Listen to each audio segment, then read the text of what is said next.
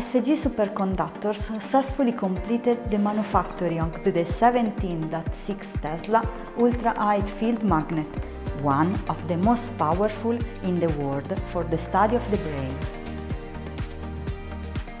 We spent almost 1 year in manufacturing activities and 4 months in testing, from cool down to achieving the nominal field intensity. This project was a great challenge for our company, and it was realized using an hybrid design based on the combination of 2 different technologies of superconducting wire. This is the second magnet that ASG delivered to NIH, National Institute of Health, based in Maryland, USA. The other one being an 11.7 head scanner unit for imaging of the human brain.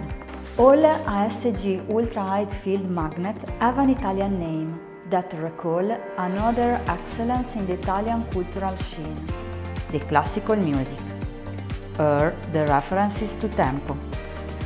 The 11.6 Tesla, equivalent to 300 MHz frequency, is called Allegro, whereas the 17.6 Tesla, that correspond to higher frequency of 700 MHz, is called Allegrissimo. I am very proud to have taken part in such a significant project for ASG, and to more to everything, to have contributed to setting an important milestone in the collaboration with NIH.